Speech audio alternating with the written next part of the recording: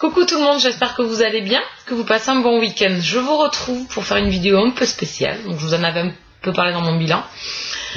Je vais parler de l'année 2012, donc j'ai appelé ça rétroprojecteur sur l'année 2012, et puis petit profilage de ce qui nous attend qui m'attend en 2013.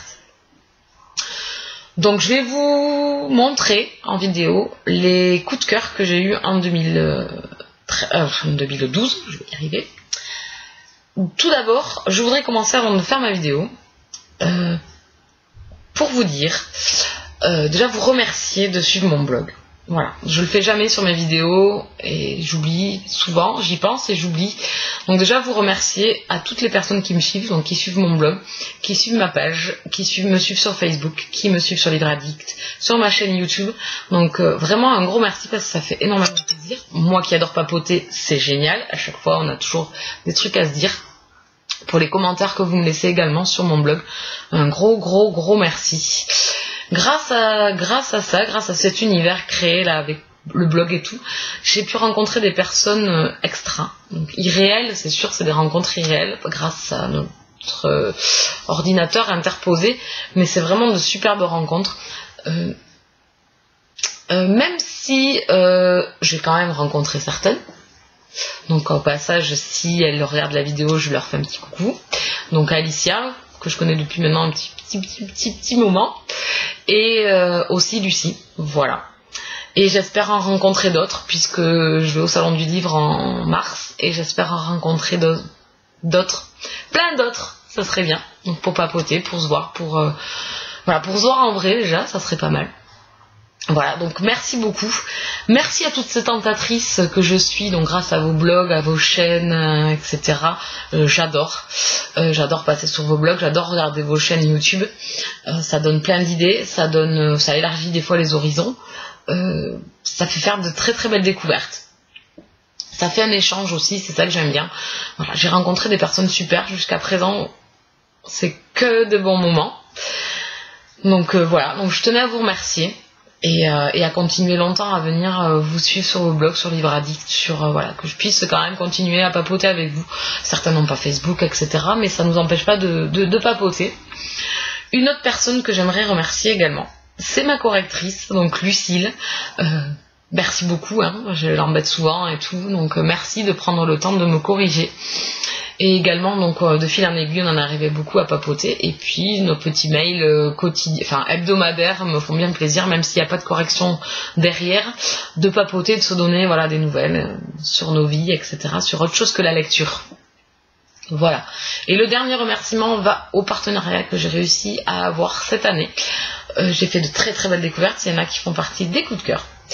Des nouvelles découvertes de janvier, je suis vraiment très contente. Donc je remercie Michel Lafon, Livre Addict et Babelio, pour la chance que j'ai eue d'avoir ces livres, que j'aurais pas forcément acheté puisque c'était quand même des grands formats, donc c'est pas des choses que j'achète souvent.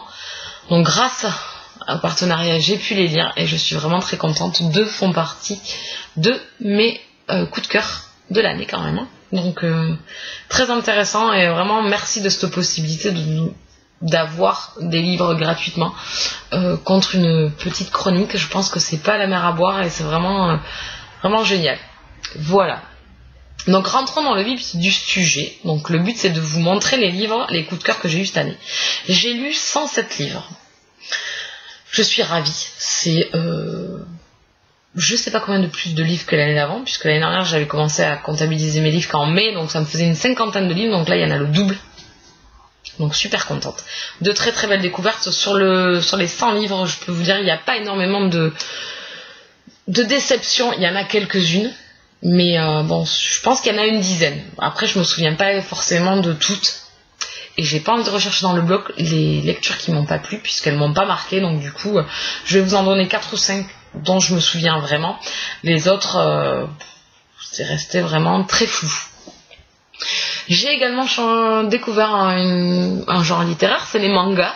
J'ai lu une petite série de 7 mangas, donc vraiment belle découverte. Donc j'aime bien les graphismes, voilà, c'est les graphismes qui me font plaisir, c'est vraiment voilà les dessins. J'aime bien le fond de l'histoire, donc je lirai d'autres romances, puisque là c'était une romance, j'ai bien apprécié, et surtout je resterai sur des graphismes, des jolis graphismes. Donc voilà, un genre littéraire que je découvre et que j'aime bien. Voilà, ça se lit vite, En plus, on perd pas de temps dans la demi-heure ou l'heure qui suit, on l'a lu. Donc, c'est vraiment, vraiment très agréable. Donc ça, c'était génial. Donc, passons maintenant au coup de cœur. Je vais essayer de vous donner les livres qui m'ont beaucoup plu et qui seraient sympas que vous lisiez. Hein, des belles découvertes à faire. Donc, on commence tout de suite. C'est le gros coup de cœur de l'année 2012. Je pense que j'ai saoulé la moitié des gens avec qui je discute sur la blogosphère. C'est un méga coup de cœur, j'ai adoré. Alors, je pense que certains ont reconnu de quel livre je voulais parler. Donc c'est Les Enfants de la paranoïa de Trevor Shane aux éditions Michel Lafon. Une superbe découverte. C'est un thriller psychologique avec un univers assez spécial. Hein. C'est des tueurs à gages, une sorte de tueurs à gages. Donc 2 clans qui s'affrontent. Et on suit Joseph. Et je peux vous dire, on est bouleversé. On a la petite boule au ventre tout le livre. Par la tension, par la tristesse et puis on voit les événements arriver, on se dit non, on garde espoir jusqu'à la fin, on se dit non, ça n'arrivera pas, je veux pas que ça arrive, c'est pas possible, l'auteur ne peut pas être aussi cruel. Enfin, c'est poignant jusqu'à la fin. À la fin, on nous laisse entrevoir. Donc on a espoir, désespoir, on passe par la tristesse, on passe par les bons moments parce qu'il y a une petite romance sympathique dedans. Donc voilà, c'est un tout. C'est la plume de l'auteur, c'est vraiment très très sympa, je vous le conseille, c'est mon gros coup de cœur, c'est le sommet. C'est cette lecture, c'est à lire, ça a changé des lectures que je fais habituellement et donc du coup c'était vraiment une superbe découverte. Le second est un gros coup de cœur aussi, qui est le haut du tableau, un urban fantasy. C'est, je pense que dans toutes les personnes qui ont lu cette saga et qui l'adorent, je pense qu'il est dans toutes les bouches, il est le mal de prédilection. Je pense qu'il n'y a pas une journée sans qu'on ait une photo sur Facebook enfin une photo. Il y a un mannequin qui fait office, qui rentre bien dans le cadre de ce personnage-là. Et c'est un mannequin que j'adore d'ailleurs, que je trouve très très beau. Hein. Oh, David. Donc il y a beaucoup de personnes qui savent de qui je parle, de quelle saga je parle. C'est le haut de l'urban fantasy, c'est la saga Les Chroniques de Makela Lane. Donc là je vous ai pris le tome 5. C'est une saga d'enfer quoi. Ça a été un coup de cœur du départ, c'était en 2011. Ça a été le gros coup de cœur. Tout le monde parle de cette saga et tout. Donc je m'y suis mise et j'adore. L'auteur nous mène par le bout du nez du début jusqu'à la fin. Elle vit on vit sur les nerfs et la frustration. C'est un univers extra, c'est génial. Il n'y a pas d'autre mot, c'est grandiose, c'est excellent, c'est Karen Mary Moning, c'est à lire quoi. Il faut, si vous voulez vous mettre à l'urban fantasy, vous lisez les Chroniques de Makela Lane. Il n'y a pas, j'allais dire un gros mot, il n'y a pas à tortiller quoi. Il faut lire Makela. C'est génial.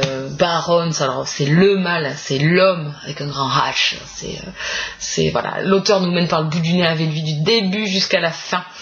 Il nous énerve, on a envie de le frapper, on le trouve beau, on le trouve séduisant, on le trouve horrible et tout, mais c'est le mal. Donc c'est vraiment la saga Urban Fantasy. C'est mon haut de tableau, c'est mon number one. Celui-là, c'est le 1. C'est le top 1. Voilà, il est en haut. En Urban Fantasy, c'est génial. Voilà, il y en a un autre, il arrive, un Urban Fantasy qui est vraiment génial. Ensuite, une saga que j'affectionne énormément. J'adore le couple principal, j'adore la plume de l'auteur, même si j'ai été déçue sur le tome 5. J'espère que ça va reprendre du poil de la bête. Le tome 6 est dans ma palle. Et donc c'est 2 spin-offs qui ont été tirés de cette saga. Et donc j'ai adoré le 2e spin-off. Donc c'est tiré donc de la saga La Chasseuse de la Nuit des nos héros Kat et Bones. Et ça c'est le 2e spin-off. Donc c'est L'étreinte des ténèbres de Jane Frost aux éditions Milady. Et le personnage principal c'est Mancheres. Et il est muy caliente. J'ai adoré. C'est vraiment... J'ai adoré. J'ai retrouvé le plaisir de cet auteur, de son écriture. J'ai adoré. J'ai adoré Mancheres. C'est génial. Voilà. Même s'il n'y a pas Kat et Bones, mais je peux vous dire que vous les trouvez pas de manque. L'auteur sait nous régaler avec cette lecture. Ensuite, un urban fantasy, une auteure française une urban fantasy pareil aux 2 tableaux que j'adore, qui vient juste après la saga Les Chroniques de Michaela Lane. C'est Rebecca Keane. Donc ici je vous ai sorti le tome 3 puisque je l'ai lu en 2012, les autres c'était en 2011, de Cassandra O'Donnell aux éditions J'ai lu, collection Darklight. Pareil, urban fantasy duo, vraiment vraiment génial, vraiment une héroïne extra, elle est maman, enfin il y a plein de choses, j'adore, tout est dans l'univers. C'est vraiment une superbe saga, je peux que vous la conseiller. En urban fantasy, c'est extra, j'adore. Elle est souvent assimilée à Anita Black, pas pour moi, mais pas du tout même.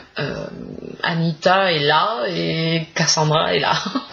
Voilà, donc j'espère qu'elle sera au salon du livre. Voilà, ça se lit, c'est assez gros, enfin c'est écrit gros déjà, donc ça se lit très très vite et dès qu'on est happé dans cet univers, on adore. Donc c'était un coup de cœur en 2012. Il me tarde beaucoup le tome 4. Voilà, donc c'est de la très bonne urban fantasy. Voilà. Ensuite, un auteur français encore, puisqu'en 2012 j'avais dit que je lirais plus d'auteurs français. Et c'est une chose que je vais récidiver en 2013 parce que j'ai beaucoup d'auteurs que je veux découvrir. Donc ici c'était une super découverte que je remercie d'ailleurs Everbook parce que c'est grâce à elle que j'ai lu ce livre et je suis ravie. C'est Anamorphose de Nati aux éditions Rebelle. J'ai adoré. Vraiment j'ai adoré, c'est la plume de l'auteur qui fait qu'on adore. Mais je pense que dans tous les livres que j'ai lus, que je vous ai présentés là, c'est la plume de l'auteur qui fait qu'on adore.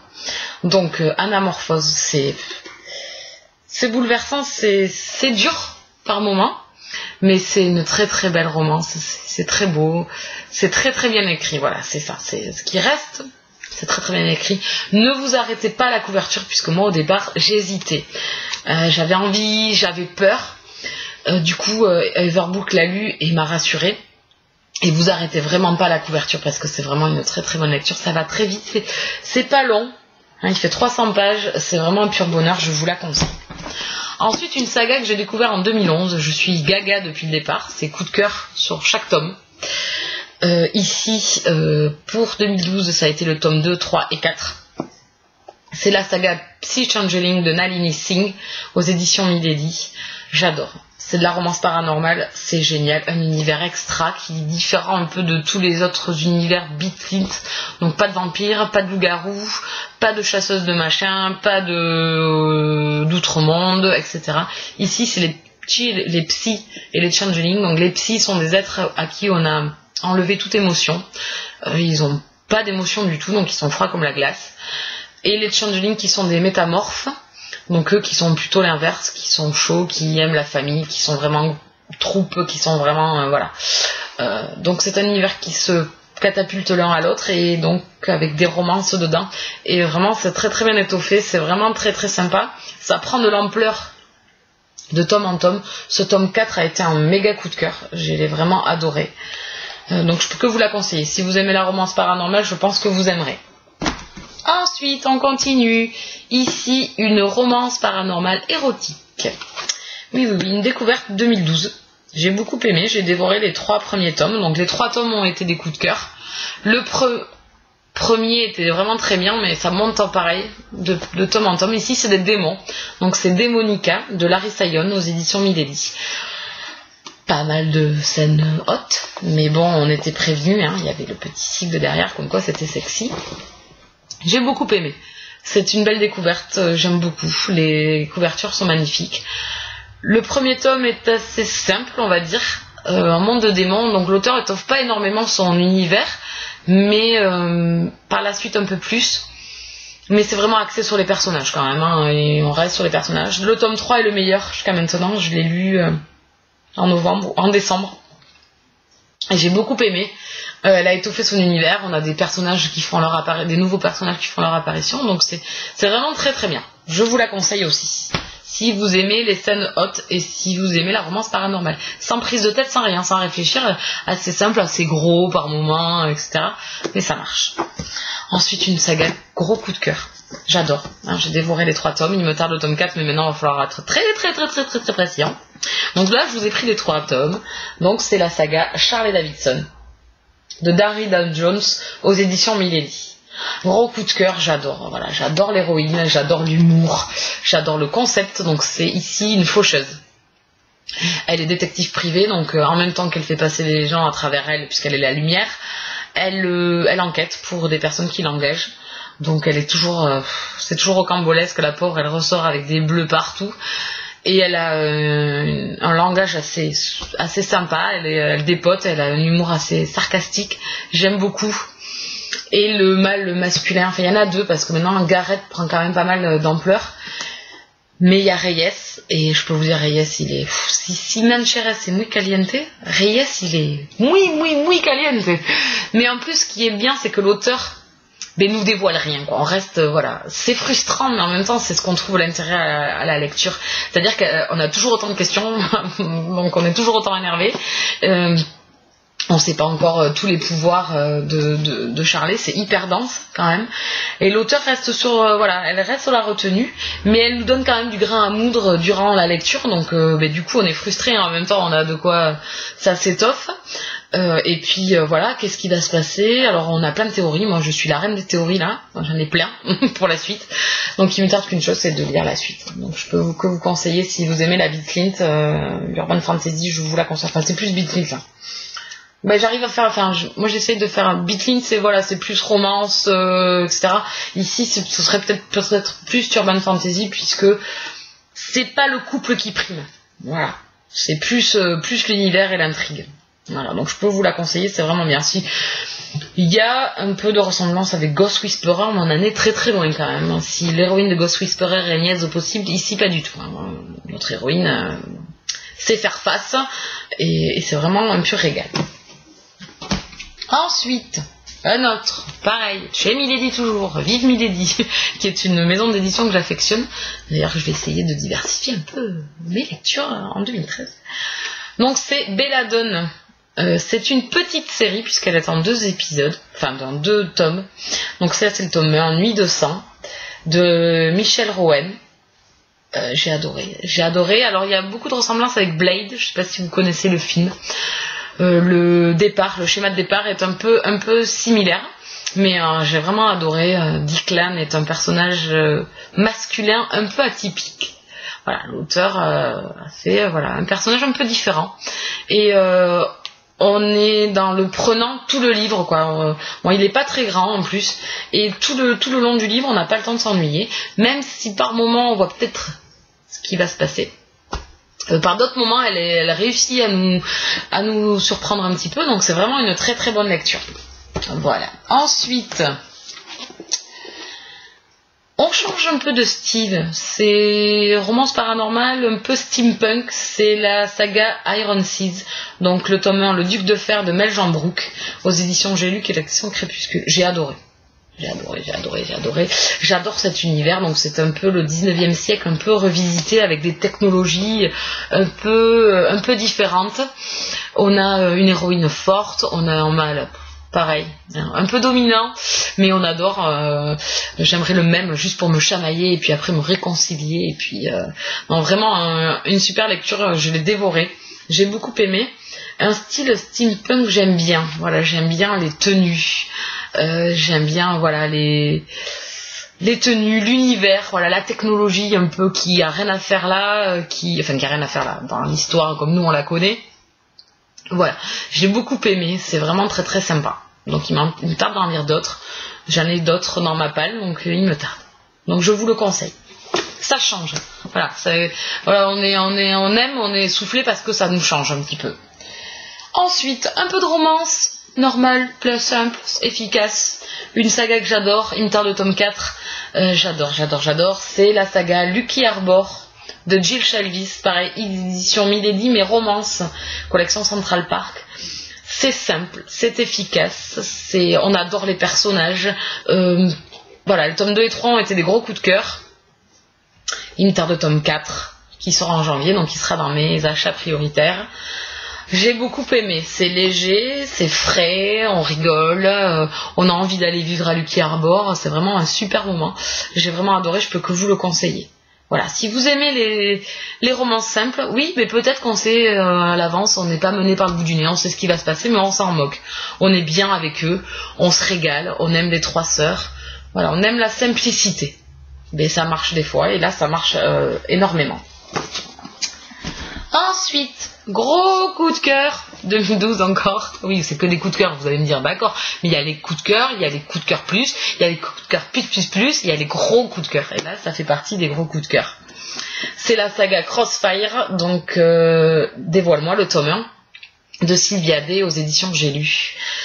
J'ai adoré parce que c'est tortueux, les personnages sont assez noirs, il y a une romance, il y a des scènes de sexe effectivement, mais j'ai beaucoup aimé les personnages torturés, ils n'ont pas eu des vies faciles et la romance c'est bien, elle prend le pas sur le désir charnel et j'ai beaucoup aimé les difficultés qu'ils ont à s'aimer parce que ils ont des difficultés. J'ai aimé le personnage secondaire de Carrie, le meilleur ami de Eva. J'ai adoré, on voit qu'il est torturé, on a une scène à la fin du livre qui nous laisse sur notre faim, on a envie de connaître la suite. Et le gars, on se dit, mais mon gars, t'es trop mal, quoi, t'as ta meilleure amie devant le nez, dis-lui, arrête de faire n'importe quoi. Et là, Eva, on la comprend, elle s'énerve, elle dit, mais voilà, genre, j'ai envie de te frapper et tu m'énerves, j'ai plus envie de te voir pour l'instant, essaye de réaliser les conneries que tu fais.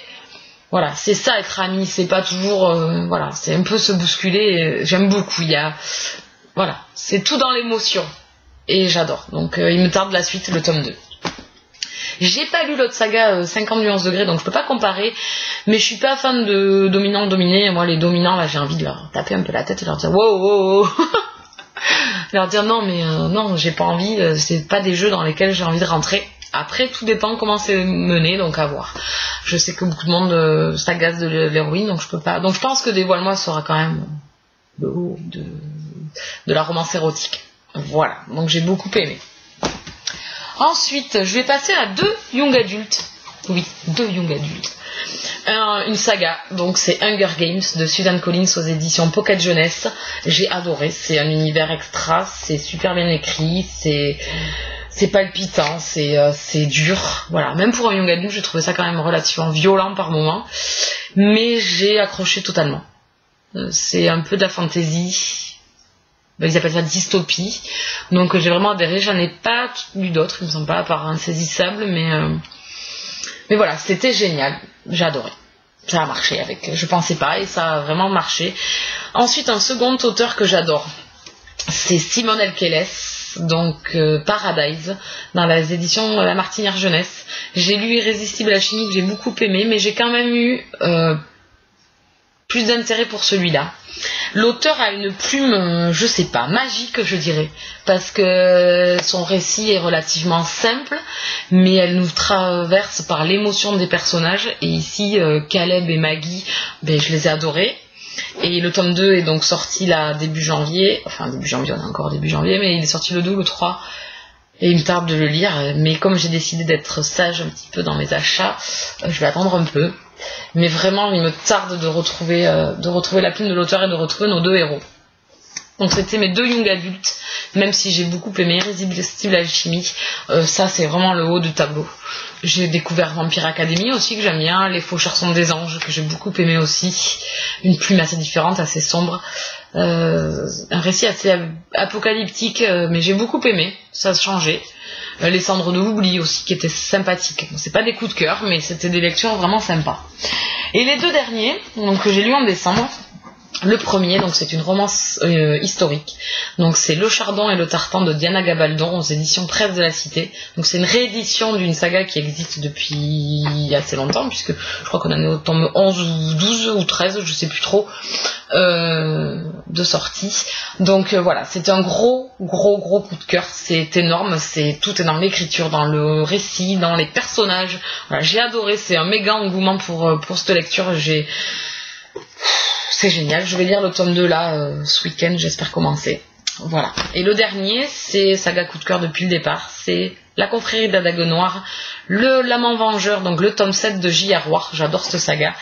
Romance paranormale, j'adore les beaux mâles, moi, voilà, la simplicité, les trucs un peu gros, les vampires trop forts, trop beaux. Voilà, j'adore. Ce tome 7, c'était vraiment très très sympa. On a plusieurs personnages principaux et c'est vraiment sympa et il me tarde la suite du coup. Voilà. Donc on a fait le tour de mes coups de cœur. Il y en a eu pas mal, il y en a eu beaucoup. Donc vous voyez, par rapport aux déceptions, il n'y en a pas eu énormément, proportionnellement. Après j'ai fait de très très bonnes lectures qui sont peut-être pas des coups de cœur mais qui sont de très bonnes lectures.